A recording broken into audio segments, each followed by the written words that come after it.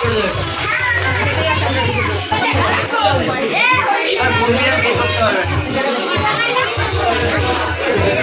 Everyone, good morning. Welcome to my channel lovely Rikta. আমি রিক্তা চলেছি তোমাদের সামনে আনাদের একটি ব্লগ নিয়ে। আর এইটা হচ্ছে সানডে। সানডে কিছু স্পেশাল হতেই হবে।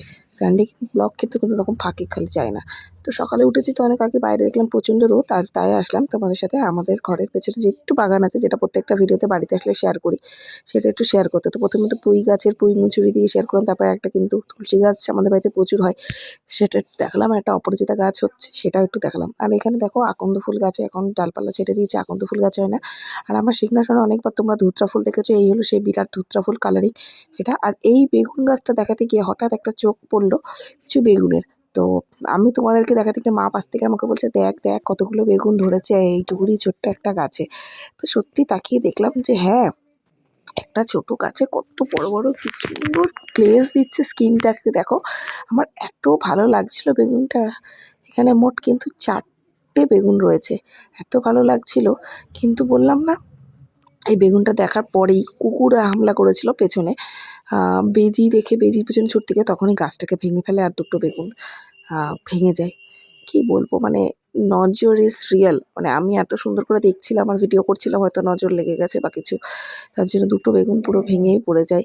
তো এই তারপরে এই যে আমাদের কাটা লাগা পরকিয়া করা কাঁঠাল গাছ, যেটা কিন্তু পাতা একরকম আবার আরেক কিছু পাতা আরেক রকম। ডোন্ট মাইন্ড এরকম বললাম বলে। তো চাটা সকালে তো খেয়েই নিয়ে তারপরে তো ভিডিও করতে নেমেছিলাম।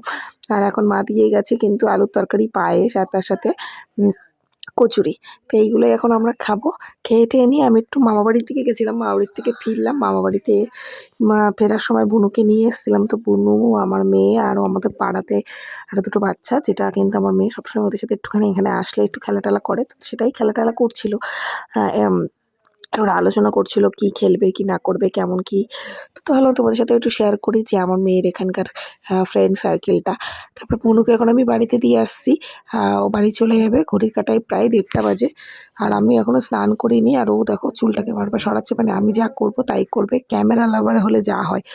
তো তারপর আমাদের পাড়ায় একটা সাজার ছেলে আসে বাইক নিয়ে, তো সেখান থেকে আমিও কিছু কসমেটিক্স কিনে নিয়েছি। তো সেই টাকাগুলোই ওনাকে দিলাম, আর আমি একটু বেশি দিয়ে দিয়েছিলাম, তো সেটাই উনি আমাকে আবার রিটার্ন দিল। তো দেখো কী কী কিনেছি, দুটো কানের কিনেছি, আর আমার মেয়ে একখানা রেড কালারের লিপ বাম বায়না করছিল, সেটা কিনেছে। আরও একটা হেয়ার ব্যান্ড তো অলরেডি মাথায় পড়ে রয়েছেই, আর তার সাথে কিন্তু একটা পেন্সিল আইলাইনার কিনেছি। তো গুড ইভিনিং এভরিওয়ান, দেখো রেডি হয়ে গেছে। রে পেন্সিল আইলাইনারটা চোখে দিয়েছি, একটা কানেরটাও কিন্তু পরেছি। আর এখন আমরা যাচ্ছি একটু বাজারে। বাজারে কাজ আছে, কারণ আজকে সন্ধ্যেবেলায় আছে একটা বার্থডে ইনভিটেশন। তো তার জন্য প্রেজেন্টেশন তো কিনতেই হবে, আর তাছাড়া সুরজিতের জন্য কিছু শপিং করতে হবে। নিউ মার্কেট থেকে করেছিলাম, কিন্তু তারপরেও ভাবছিলাম যে বাজার কলকাতা থেকে কিনি। ও বেশিরভাগ কমফোর্টেবল ফিল করে বাজার কলকাতা থেকে কিনে।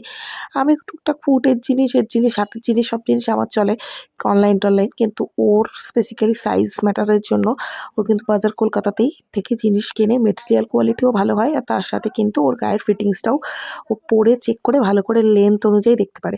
যেখানে আমাদের বাইরে ট্রিপল এক্সেল জিনিস নিতে লাগে, সেটাই কিন্তু বাজার কলকাতাতে এক্সেল, বড় জোর ডবল এক্সেল ওর ফিট হয়ে যায়। তো আমি এখানে আসলাম। নিচে তো লেডিসের ছিল ওমেন কালেকশন, তো সেটাকে জাস্ট অ্যাভয়েড করে গেলাম, কারণ তাকালেই নিতে ইচ্ছা করবে। সোজা টানলাম উপরে, চলে গেলাম বয়েজ কালেকশনের দিকে। ভাবলাম, আর দুটো মেয়ে ঘুমাচ্ছিল, তাই ভাবলাম ওদের নিয়ে আসিনি। তোমাদেরকে তো জিজ্ঞেসই করা হয়নি তোমরা সবাই কেমন আছো এই ঠান্ডার মধ্যে। আশা করছি ভালো আছো, কারণ 2 দিন ধরে ঠান্ডাটা একটু কম আছে। ভেতরে উঠে দেখছি, দেখছো কি ভিড়। আমিও কিন্তু ভালোই আছি, কারণ বাপের বাড়ি এসেছি শুক্রবারে, আর আজ রবিবার আছি, কাল সোমবার স্বামী বিবেকানন্দের জন্মদিন। কালকে রাত্রে হয়তো বাড়ি ফিরবো। এখানে এসে কিছু জ্যাকেট দেখছিলাম, তো শরীরপুরে জ্যাকেট দেখে কি করব, কেননা কিছুদিন পরে তো ঠান্ডা চলেই যাবে, ঠান্ডা প্রায় আজকে শেষের দিকে, তো কিছু দরকার নেই। আমাদের এবছর 2026 পরের সাথে সাথে ঘোরার একটা লম্বা লিস্ট বেরিয়েছে, কি আর বলবো। তো যাই হোক, আবার নেক্সট প্ল্যানিং হচ্ছে কোথাও ঘুরতে যাওয়ার, সেই জন্য দুটো Surajit full sleeve T shirt নিল। টি শার্ট কাম সোয়েটারও বলা যেতে পারে, মেটেরিয়াল কোয়ালিটিটা মোটা ছিল। আর তার সাথে একটা শর্ট স্লিভের টি শার্ট নিয়েছে, দুটো টি শার্ট আর দুটো ফুল স্লিভের একটা গঞ্জিটার টাইপের নিয়েছে। তারপরে দেখো সুরজিতের বন্ধু জলও, ও আসলো ওর ছেলে বউকে নিয়ে, বৌদিকেও নিয়ে এসেছে। তা ওরাও বলছিল যে ওরা স্কুল ব্যাগ কিনবে, তা আমরা বললাম আমরা বাজারে যাচ্ছি, তো তোমরা আসো। তারপর ফোন করলে আমরা কোথায় আছি বলেছিলাম বাজার কলকাতায় আছি, তোরা এসে ওরা ছেলের জন্য স্কুল ব্যাগ, জলের বোতল আর পেন্সিল বক্স এগুলো দেখছিল, কিন্তু আলটিমেটলি স্কুল ব্যাগটা নিয়ে আমরা এখন বাড়ির দিকে রওনা দিলাম। বাড়িতে যাওয়ার পথে বৌদিরও বাজারে দুটো কাজ ছিল, সেই কাজটা করে নিয়ে আমরা একটা মিষ্টির দোকানে দাঁড়ালাম। এখান থেকে আমি নিয়ে নিলাম চপ সিঙ্গারা, আর জলদা নিয়ে নিচ্ছে এখান থেকে কিন্তু গুড়ের রসগোল্লা। এই সমস্ত কিছু খাবার দাবার প্যাক করে নিয়ে এখন আমি যাবো আমার বাপের বাড়িতে, যেখানে কিন্তু আমার 2 রাজকন্যাকে ঘুম পাড়িয়ে থুয়ে এসেছি। জানি না তারা ঘুম থেকে উঠে কী রণমূর্তি ধারণ করবে, বাবাকে মাকে কাউকে দেখতে না পেলে, কারণ দুজনেই আমার 2 পাশে শুয়েছিল। ঘুম থেকে উঠে দেখবে 2 পাশে কেউ নেই দিদুন ছাড়া। তো সেটাই ভাবছি। আর আমার ছোটোটা তো এত দুষ্টুমি করে কি বলবো। আর বড়োটাকে যেহেতু বলেছিলাম ওকে নিয়ে বাজারে যাবো, সেজন্য কিন্তু বড়োটা একটু রাগ করেছিল। বাড়িতে এসে দেখছি আমার সাথে কথাই বলছে না, কারোর সাথে কোনো কথা বলছে না। তো সবাইকে দেখো চা, মিষ্টি, সিঙ্গারা, চপ সব কিছু দিয়ে দিয়েছি। ওরা সবাই খাওয়া দাওয়া করছে। আর এখন আমি আবার আরেকটু রেডি হব, কারণ আমরা আবার যাব বার্থডে পার্টির ইনভিটেশনে। ওরাও যাবে বাড়ির দিকে। তো আমাদের বাড়ির ইনভিটেশনটা ক্যাম্পে, তো ভাবলাম যে ওদেরকেও একবারে নিয়ে যাই, ওরা ক্যাম্পের উপর দিয়েই তো রায়নগর যাবে। তো দেখো ওরা ক্ষিপ্ত হয়েছে, চলে গেল ওদের গন্তব্যস্থলে বাড়ির দিকে, আর আমরা আমাদের গন্তব্যস্থল বার্থডে পার্টি। তো সেখানে কিছুদিন আগে এই বার্থডে পার্টিটা এসেছিলাম, এই হোটেল মালিকের এর মেয়ের ছিল, আজকে তার ছেলের। তো এক জায়গাতে দুবারই, অনেকে ভাবতে পারে যে এটা আগের ভিডিও একদমই না, এটা একদমই নিউলি ভিডিও।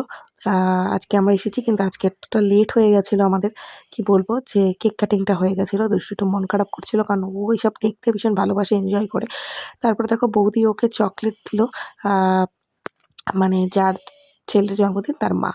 আর এখন দেখো আমাদের এখানে আমি সুরজিতের একটা বন্ধুর বউ হয়, ওদেরও ইনভিটেশন ছিল, তো ওদেরকে নিয়ে আমি পাশে বসে আছি। আর ও তার দুষ্টু মা ওকে নিয়ে, ওর মেয়েকে নিয়ে একটু খেলা টেলা করলো। তারপরে আমরা এখন ভেতরের দিকে এন্ট্রি করছি, কারণ প্রথম ব্যাচ উঠে গেছে, সেকেন্ড ব্যাচে বসে পড়বো।